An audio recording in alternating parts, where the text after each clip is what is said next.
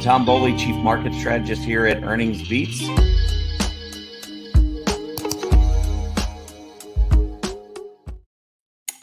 Hey, good morning, everybody, and welcome to this Thursday, March 7th, 2024 edition of Trading Places live at EarningsBeats.com. I'm Tom Boley, Chief Market Strategist here at EarningsBeats, and I'll be your host for the next 30 minutes or so as we prepare for another market open and another market trading day. Right now, let's see, we got futures up almost 0.5% on the S&P 500, NASDAQ up almost 2/3%, and we've got the small caps up about 0.5%. So pretty good, potentially pretty good start to the day. Market hasn't really wanted to give up much in terms of the gains that we've seen since the beginning of the year. It's been like pulling teeth to the downside, trying to get prices to come down. And as a result, we just kind of keep hovering in kind of range bound, although mid caps continue to do pretty well and small caps looking good. Banks really starting to heat up again. I was looking at the chart earlier today, and we'll take a look at it later in the show. But the bank index, the AD line, has been absolutely soaring. So in addition to just my overall feelings that banks are going to do well, it does appear as though we're getting a lot of confirmation in that area of the market. 10-year Treasury yield moving back down again. We're going to take a look at that in just a minute as well. But first, let's go ahead and take a look at the recap of the action from Wednesday. Dow Jones Industrial Average was up about 0.2%. S&P 500 up 0.5%, or roughly 0.5%. NASDAQ up 2/3%. Mid caps are about the same. Small caps up 0.75%. And transports gained a little bit of ground yesterday, up 0.3%. So across the board, we did see a move back to the upside. It was somewhat tainted in what led the market to the upside. We saw utilities moving on to the sectors down here. You can see utilities jumped about 1 full percentage point. The staples up more than 0.8%. Those were your two leaders, and those are about as defensive as you get. But technology, which started the day not very strong, rallied and finished up about 0.8%. And you can see under the industry groups, the semiconductors leading once again. I mean, you would think at some point the semiconductors have to kind of take a break. But when you're talking about lower rates ahead and you're talking about profits accelerating the way they have accelerated in many stocks within that group, this is kind of what you get. You get a melt up. And we're not really seeing a whole lot of difference, any kind of reports or anything out there that's telling us that we need to be overly careful. Consumer stocks in total, I think, are still struggling a little bit, but the relationship between the two has actually been pretty good throughout the uptrend off of the October 2023 low. So we've been seeing some pretty good action in terms of discretionary versus staples. But overall, if you look at the XLY, which tracks the consumer discretionary sector, it's struggled. And I can give you one primary reason why. Tesla is close to, I don't know, it's probably about 1/5 of the entire XLY, and Tesla just keeps going down despite the overall movement in the market to the upside. Amazon, which had been performing pretty well, but it's pulled back in recent sessions, and it too is a big part of that XLY. So we're not really seeing the strength that we need to see in that area. I'd like to see more strength in consumer discretionary, but in order to get it in the XLY, we're going to need to see a continuing rally in Amazon. We're going to have to see a turnaround in Tesla. Until that happens, we're probably going to continue to see the XLY move a little bit, on a relative basis anyway, down versus the S&P 500, and that's what we've been seeing. Two financial groups, though, included here. We've got the casualty and property, casualty and property insurance index, which has been rising, breaking out yesterday. And look at this AD line down here on the bottom, continuing to move up with the action in the DJUSBK. That's really good. And then you look at the underwriters, and it's reinsurance. And when you look at the reinsurance group, there's a pretty big, significant area of resistance at about 510 or just above. And we finished at 509 yesterday. So this is another group that's on the verge of breaking to the upside. And these are areas in the financials that are not banks. Again, I'm going to talk about the banks a little bit later. Banks did go up yesterday. Still seeing more support for the larger banks than for the smaller banks, but the smaller banks have certainly improved, and their AD lines have been improving as well. So I think the foundation is being laid for what we're likely to see later in 2024, which I believe is still going to be a really strong banking group as the rates continue to come down, or as they start to come down. I mean, the short-term rates haven't budged yet because the Fed hasn't cut.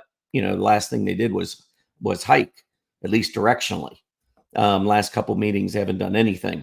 But then on the long term, we've seen the 10-year Treasury yield moving back down as inflation fears have subsided.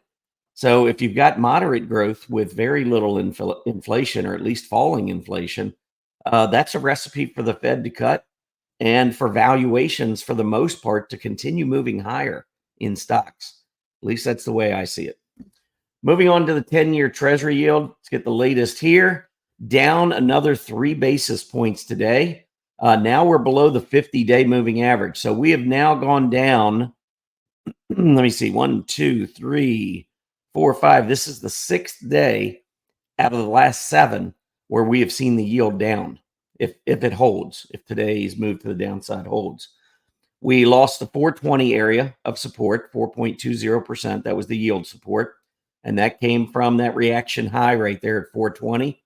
So we had a big drop starting at 420, came back up, tested that area, rolled over, and then went through 420 the day that the January CPI came out. That move to the upside left yield support at 420, which we took out along with the 20-day moving average back at the beginning of the month. So, and it's been a consistent move lower since then. So as yields continue to come down, all that's doing is making future earnings more and more valuable. So if we continue to have a resilient and not, I wouldn't say super strong economy, but strong enough, certainly, that combination is likely to take prices higher. And if the economy were to strengthen even just a little bit to go along with those rate cuts down the road, that combination, I know everybody's looking at the market thinking, well, it's overbought, can't go higher. I can tell you, it can go a lot higher. It can absolutely go a lot higher. I had a pretty modest forecast. I don't think we're far enough into the year. I'm not going to share it, but I had a pretty modest forecast back at Market Vision 2024, thinking that we were going higher this year. But I think we could eclipse it.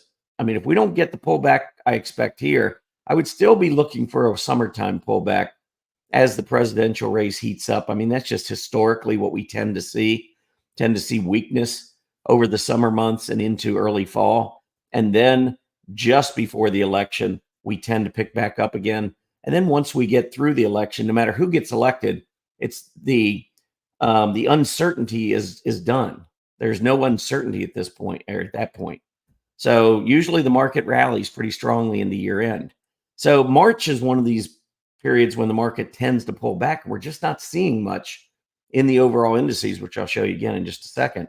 And that makes me think maybe the target at the end of the year needs to be a little bit higher than what I talked about back in early January. Anyway, S&P 500. Looking here, you can see the S&P has been in this constant trend to the upside. The rising 20-day moving average has continued to hold very, very well on any pullbacks. Just to give you an indication of where the all-time closing high or candle body high is, our all-time closing high is at 51.3708. We did get up to 51.4967, so let's call it 51.50. And if we see 51.50 print on the S&P 500, it's another all-time high. And we closed yesterday at 51.05. And right now we got futures. Well, the spider is trading at 512.23, which is up about 0.5%. So that would translate into roughly about 25 points on the S&P 500, which would take us up to about 5130, which is getting close to the all-time high close, 5137, and that all-time intraday high, which we saw back on March the 4th. That was Monday of this week when we hit 5149.67, just below 5150. So S&P continues. I mean, this bull market remains extremely resilient. There are a couple little short-term things that we need to be cautious, need to continue to watch. Something like the 5-day moving average of the put-call ratio, which right now is neutral. I didn't update it for yesterday, but prior it was still neutral. If we get to the point where that marks an extreme complacency level, then that's normally where we see somewhat of a pullback. But again, the market just doesn't feel like there's going to be a deep sell-off, even when there's an opportunity, when things get a little bit rough. I mean, let's go on to the NASDAQ 100 chart. I mean, on Tuesday, we had an intraday move that was below the 20-day moving average, which we haven't seen, but maybe about 5 or 6 times the entire year so far. Didn't seem to hurt the bulls at all. We just had a nice little rally into the close, got back up above the 20. Then yesterday we gapped higher, pulled back, looked like we were going to give away those gains, and rallied again toward the close. It's just been that kind of a market. And as I've said many, many times before, shorting secular bull market advance is like financial suicide. It's really hard to, I mean, we can look at different signals that say, hey, the risks are a little bit greater in the near term, and maybe we get a little bit of a pullback, which, by the way, I think would be really healthy for the market. I'd like to see a little bit more of a pullback, but it hasn't been in the cards.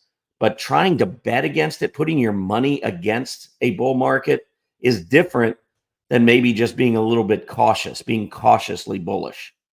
And so that anytime I talk about, market maybe pulling back a little bit, I'm not bearish. I am not bearish at all.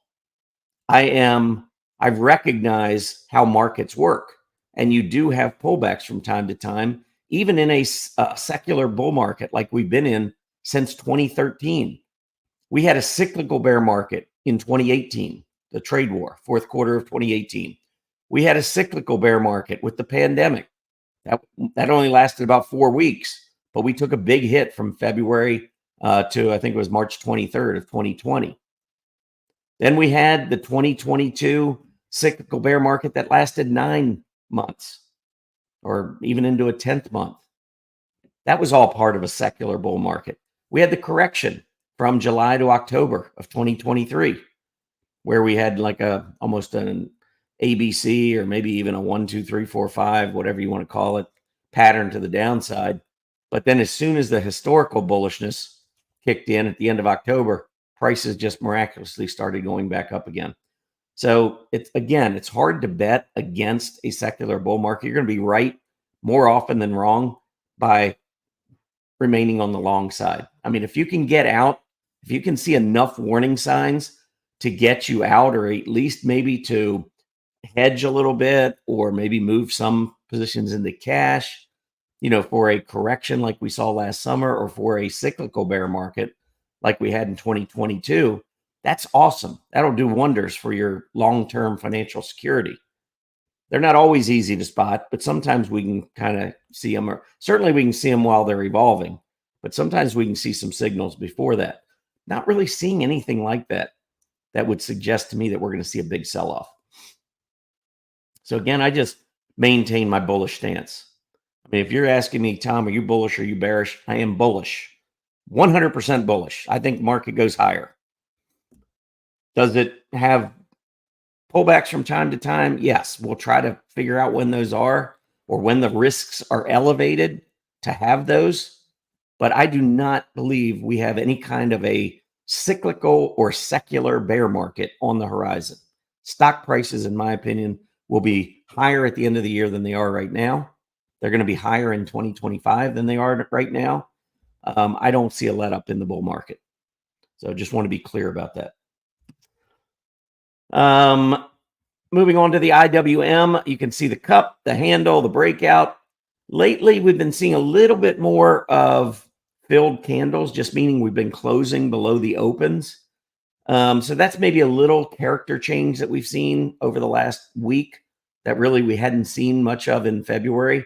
It was mostly just movement to the upside from the opening bell. And if we did see any kind of morning weakness, it quickly evaporated and we went back to highs later in the day. It's been a little different the last 5 days. I mean, we're just kind of consolidating here, but we're doing this above the rising 20-day moving average, which is above the 50-day. We've got the PPO still rising, coming off of the center line. There's really nothing here that looks bad. In fact, I really like the small caps to go higher. I think we're breaking out. This cup would measure from the top of the cup to the bottom of the cup is almost $20. So when you break out from the 205 level, we should be looking at roughly 225 on the IWM. We're at 205 right now. So we still got 10% upside just for this initial measurement. Now, these don't just measure, the highs that we're going to see for the next 5 years. This is just an initial measurement. That's the beauty of patterns. They give us a target. They give us an initial measurement that we should be expecting. So short term, yeah, we could hit a 20-day test along the way. Could be today, could be tomorrow, could be next week. I don't know. But I believe looking further out, there's a much better chance we're going to see 225, in my opinion, than a total breakdown in this index. What, odds, I don't know what odds I'd put on maybe 75, 80%. I feel pretty strongly that we're going to have a move to 225 on the IWM. And I think all the major indices go up. At this point, I'm just wondering, and I'm going to be watching to see whether or not the IWM leads. Because if it starts to lead and we start getting money rotating into the group, it could be a long-term leadership role of small caps. I know you've been, looking the last 2-3 years, you're like, no way. Small caps been horrible, blah, blah, blah. Well, the economy cycle, everything cycles in the stock market. And the way you make money is recognizing a new cycle early on. That's the best way. If market's going down, you're starting to see signs of it improvement. Getting long at that point is a whole lot better than waiting for 1,000 points to get long. So that's why we do all of the analysis that we do, is to try to figure out where the market's going before it actually goes there.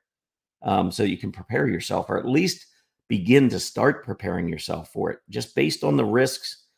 And a lot of times it's not the risks of things going lower. Sometimes it's the risk of things going higher and you not being in. That's a real risk. That's the risk that most people have the most problem with, because they always want to shoot down a bull market. First of all, when the market goes down, they think it's just going to keep going down. And when it starts to go up, it's like, oh, I missed some rally. I'm going to wait for it to come back down. And then it goes up further. And then it's all of a sudden people start talking about a bubble. Anyway, I go off on a tangent. I don't see any characteristics of a bubble. If there was anything that just looks way stretched to me, it's the semiconductor group. But again, if you've got an economy that's strengthening and rates coming down and earnings in those stocks going up rapidly, I don't know where to pinpoint a top. It could be another 50% or 100% higher before, with pullbacks along the way. I'm not saying it's going to go straight up, although it's trying. But yeah, it's just hard to bet against a secular bull market. And that's what I think most investors are facing right now, trying to figure out where to get in and not being comfortable getting in because we've gone up. Well, if I told you we're going to be at 6,000 sometime next year, or in the 6,000s, would you want to be in at 5,100? Because I think there's a pretty good chance that we hit 6,000 next year. Anyway, chart of the day. So again, you want to check us out at EarningsBeats. Find out why we've had a growing membership for many, many years. Start your no-cost trial, 30-day free trial. You do have to provide credit card, but you'll certainly see a lot over the next 30 days, things that what we do. Of course, that'll take you right up into the start of earnings season again, into early April, when I think we're going to be running again to the upside. But check us out and start that 30-day trial. If you scroll down further, you'll see our EarningsBeats Digest newsletter. Name and email address, no credit card, completely free. This is where we just simply give back to the community, folks that follow us, whether you're following us, from over at Stock Charts or YouTube or both or whatever. I know we've had a lot of folks that have been following us for a long time. Make sure you at least become a subscriber there. We do free events from time to time, and we always reach out to our EarningsBeats Digest community when we do these free events. So it's not just about charts 3 times a week. It's about learning more and more about the stock market and being able to attend, to be invited to those free events. So make sure you sign up today. All right. Let me move on and show you the chart of the day. So I talked about banks earlier. And so I wanted to show you, I talked about how strong the AD line is. First of all, you can kind of see the move here. We got a little bit of moving up in the AD line. We got a move here. Again, a little bit of a rally. A move here, a slight rally. And then we went down. AD line's going down with it. Then we're moving up. And since that October low, if you look at this AD line, it is just consistent. Even when we've had pullbacks, it's like, look at these candles. I know on the chart, it might be a little small, but on your own screen, just pull up a chart of the DJUSBK daily chart for a year, candlesticks, and then have the AD line down below and just take a look. Let me see if I can shorten this. I'll make it even easier to see. Let's go 6 months. But what I'm trying to look at, maybe don't need that, but let's go 3 months or 4 months. Now, what I'm looking at is on these pullbacks, do you see almost a lot of these candles with the long tails to the downside? That means earlier in the day, this was intraday lows.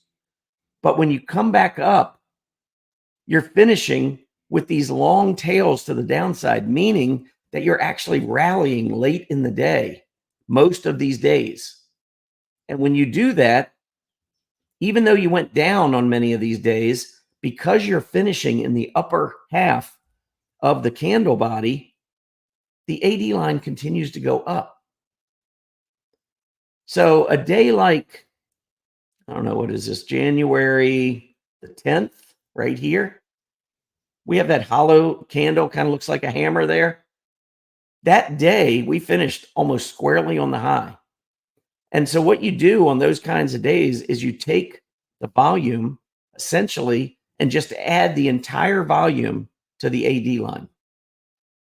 If you finish in the middle, like here's a day, it looks like maybe January 17th, where you just kind of finish right in the middle, the AD line just goes flat that day. If you finish toward the bottom, it's going to come down with the volume as the multiplier. And when it finishes up at the end of the day, then your AD line is going to go up. So even though prices were going down here, AD line was rising. Even though prices were going down here, now we started off these 2 days, we had a little bit of a hit because look at this day, we had big volume and we finished on the low. The next day we had big volume, but we kind of finished right in the middle of the candle. So we took a big hit on this day, went flat the second day. And then since then, even during this period, you can see again, all these tails to the downside. And that means the AD line's going up. Somebody's buying in the afternoon. Okay, we're going down for the day. But who's buying? There's gap downs and then there's a little bit of intraday selling in the morning. Who's buying in the afternoon? I can tell you who. Market makers are buying. They're buying for institutions. They're accumulating. Why would they accumulate? Well, obviously they feel like banks are going to do pretty well down the year. I agree with them. So just wanted to point that out. This AD line is really strengthening, and banks have been weak for so long. If we go back, look at the monthly 15-year. Actually, we can go back even further than that. Let's go back 25 years. That'll take us back basically to the beginning of the century here. 2000, you can see we had the big move down. We still are trying to get back up to the 2007 high. We went just a little bit above it in 2021, but we're still below where we were in 2007 at the peak. Think about that for a second. 17 years later, And this bank index is no higher than it was in 2007. I mean, don't you? I mean, we had this big move coming out of the pandemic to the upside, which set the all-time high in the bank index. But then we had another pretty big pullback during the recession or during the cyclical bear market. And that carried over into the middle part, even toward the fourth quarter of 2023, where we were still down. We actually were down lower than where we were at the end of the cyclical bear market in 2022. But look at what's going on here now. I mean, can you see the sudden reversal in trend? When that happens and you go above the 20-month and the 20-month crosses above the 50-month and that PPO goes positive, you should be thinking positive things in your head. I mean, here we made a big breakout, put in a higher low, and then made a breakout. And essentially, maybe back in the beginning of 2013, right about the time the secular bull market started, banks kind of looked then the way they look right now, in my opinion, just kind of getting started. And so over the next couple of years, I mean, I could see breaking out to all-time highs. And that alone, I mean, if this gets up to 700, 750 from where we are right now, that would be, let's say it gets to 750, that would be 225 points, which would be more than 40%. And if we were to do that over a couple of years, there's a good chance that the banks will be outperforming the S&P 500. And so that's really what I'm looking toward. I mean, we're just starting to get confirmation of something I was talking about last year. I thought banks were starting to look better middle part of last year. And then, of course, we took that one final plunge again into October. But now, kind of like the QQQ back in June, when I said it was bottoming, we had that one more drop in September, went a little bit below, and then we saw the QQQ take off. I think that's what we're getting right here in the banks right now. So I just wanted to mention that. Got a couple big reports coming out today. These are two of our stocks in our portfolios. We had one stock in our portfolio report Tuesday after the close. That was CrowdStrike. And CrowdStrike had a huge open. It did pull back, but you can see there was the earnings report. So we went from under 300 to yesterday's close at 329. So it was still a good day, but at the open yesterday was a huge day. I think maybe we see a little bit more weakness, maybe, but I expect that we're going to see CrowdStrike go back to new highs. It was a really good report, and you can see the volume.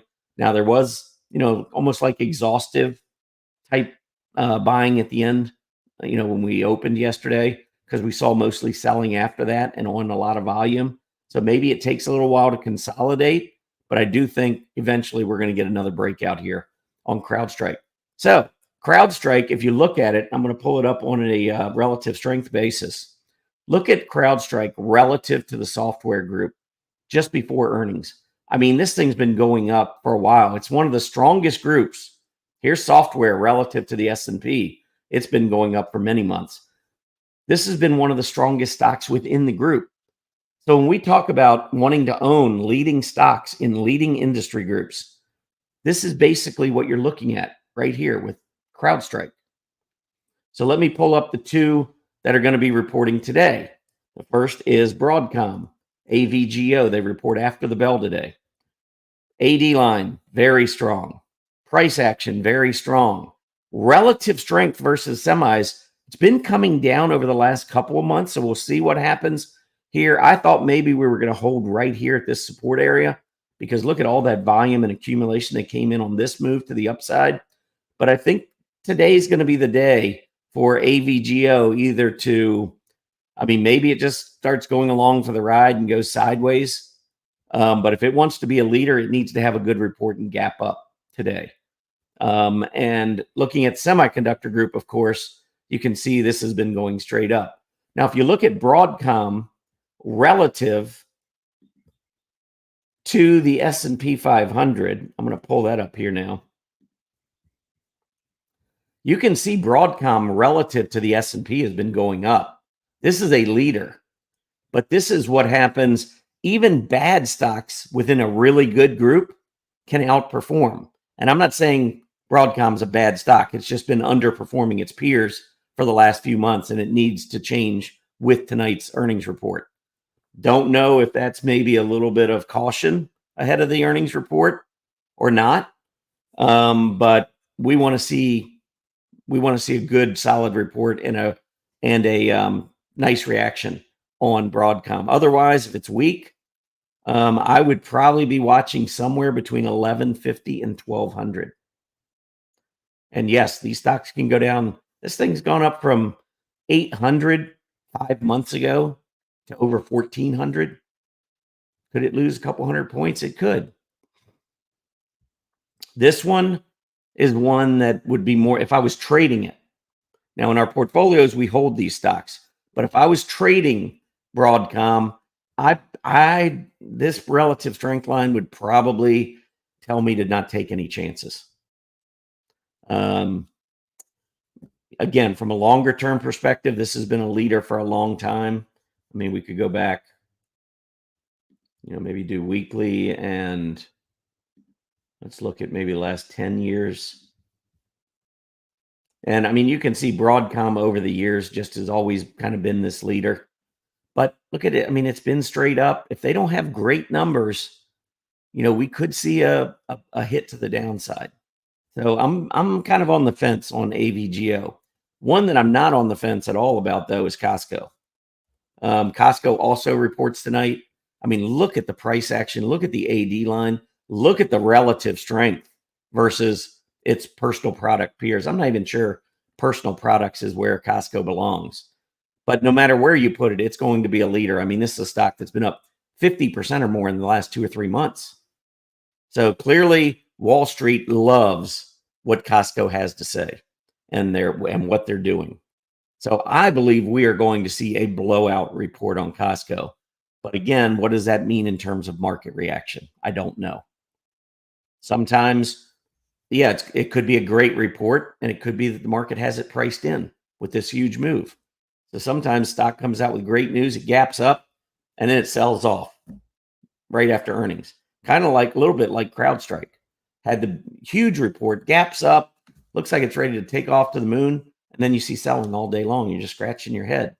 I'm not scratching my head. I'm actually watching for a buy point. I actually got in yesterday afternoon and ended up getting stopped out when it rolled back over again in the afternoon. It was a very small loss, but I'm watching CrowdStrike because it's one of the leaders in one of the leading industry groups, and I think it's going to be a great stock to own, or at least to trade. So let's watch AVGO and Costco after the bell today. These are stocks decent size. AVGO could have an impact on the semi group as a whole. Don't know if it'll impact NVIDIA. NVIDIA just goes up no matter what. But this one will be worth watching. Anyway, let's take a look at what's going on. Market just opened 2 or 3 minutes ago. We got the Dow up 210, S&P up 31, NASDAQ up 110, small caps up, everything up roughly maybe 0.5% up to about 0.75%. We got the VIX down a little bit today. We'll see if that holds. And then the other thing to watch, and I always look at this first thing in the day, is I pull up sector summary just to see what's leading early in the day. Materials, but then you've got industrials, technology, communication services, and consumer discretionary. That's good. What's it going to look like at 3 or 3:30 this afternoon, though? And what I do a lot of times, and I'm going to do it right now, is I just take a snapshot. 9:30 in the morning, I got the time stamp in there. So I can just take a snapshot of it, and then I'll come back to this later in the day and get a really good sense of what happened during the day. Where did the money go? Because it could turn out kind of like yesterday. Technology was maybe middle of the pack, or maybe even in the lower end of the pack, and it came back up and was number 3 by the end of the day. It tells me that there was pretty good buying yesterday, which was primarily in semiconductors once again.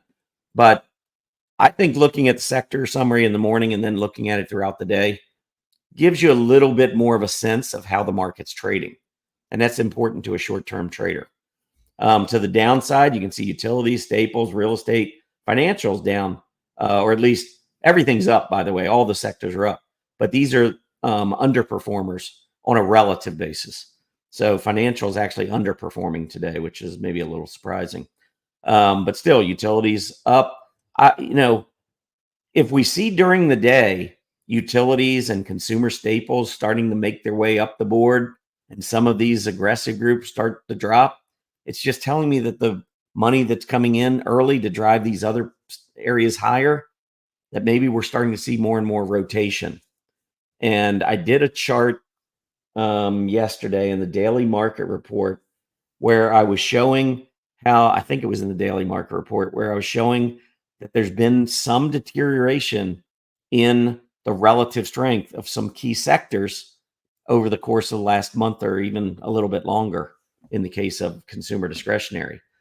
So we're seeing a little bit of deterioration. I mean, rotation and bringing other areas up to speed is also very bullish. You can't have all 11 sectors leading at once, but when you go through periods of consolidation or when we pull back, it's not at all unusual to see these aggressive groups maybe take a back seat to some of the more defensive groups or even the neutral groups like materials and energy, which kind of interesting. One's leading and one's lagging today. Because if you look at the absolute charts, almost all the sectors are looking pretty good. And with utilities starting to make a move, energy's been making a move recently. I think consumer staples, let's look at that XLP. I know I was going to leave, but I want to just check. I mean, you can see XLP getting close to that high that we saw back in beginning of May of last year. So we're getting ready to set a new 52-week high in consumer staples. So yes, they've been underperforming. They haven't been going up as fast, but they're still making new highs. They're still making money. They're uptrending. And that's the key, is we want broad participation in terms of uptrending. We don't want all 11 sectors to outperform because they can't. It's impossible. During secular bull market advances, we want the XLP to lag. We want utilities to lag on a relative basis. But when we're looking at short-term, periods of consolidation, it's absolutely fine for some of these defensive groups to lead. But if we see it by looking at the sector summary, if we can kind of see that rotation during the day, it just gives us a feel that, yes, we're more in a consolidation period than we are in a true secular bull market advance. And that's the difference. And that's what I kind of look for. Anyway, that's it for me. I appreciate everybody tuning in. Thank you so much for joining us here on the live stream. If you can, hit that like button and subscribe to our channel. That will really help us in terms of the YouTube algorithms. So even if you're not a member and you're maybe not in a position to be a member, or for whatever reason, maybe you like to hear what I have to say, but you're not sure EarningsBeats is for you, although I'd still encourage you to take out 30-day trial and check it out. But if for whatever reason you're not a member, you can still help us. Hit that like button, hit the subscribe channel, tell your friends, and let's do this market thing together. Anyhow, I will see everybody back on Tuesday of next week for the next Trading Places Live. Have a great day, everybody, and enjoy your weekend. Happy trading.